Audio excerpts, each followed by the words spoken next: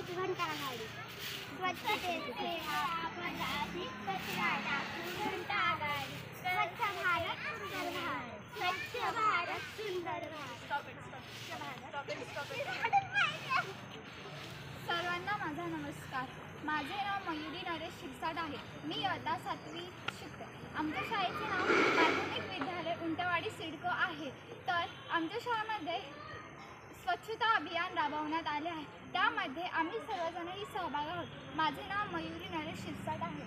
नमस्कार, माझे नाव हर्षिता सुनील पवार आहे. आमच्या शाळेमध्ये स्वच्छता अभियानाअंतर्गत एक उपक्रम राबवला आहे. आम्ही एका गार्डनमध्ये येऊन तिथली स्वच्छता करण्याचे ठरवलेले आहे. नमस्कार, माझे नाव मोनाक्षी महेंद्र जगताप. आम्ही गार्डनमध्ये स्वच्छता करण्याचे ठरवलेले आहे. माझे नाव हर्षा ईश्वर महाजन. आम्ही सर्वजण स्वच्छता वगैरे सगळ्यांना घाण नाही करणे वगैरे. नमस्कार. तर हे बघा, आपण सर्वजण हे कचरा कुठेही टाकतो, रस्त्यावर चालताही टाकतो. माझ्याकडूनही कधी कधी अशा चुका होतात, पण या चुका आपल्याला सुधारायला पाहिजे. तर हे बघा, सध्या आपल्या परिसरामध्ये डेंग्यू, मलेरिया असे आजार सुरू आहेत. तर त्या आजारांवर मात कशी करायची ते मी सांगणार आहे. आपला पूर्ण परिसर स्वच्छ ठेवावा अशी मी तुम्हाला विनंती करत आहे.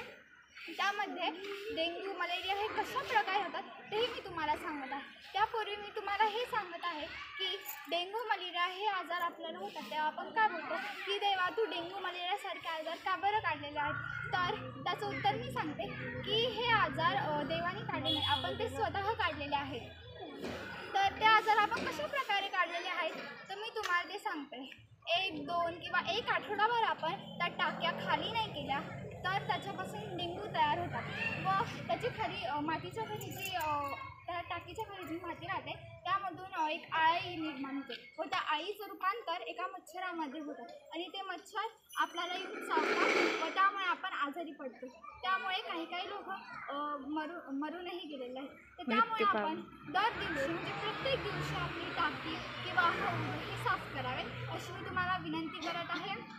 व आमच्यासारखंच तुम्हीही कुठेतरी तुमच्या परिसरामध्ये स्वच्छता अभियान राबवा. धन्यवाद.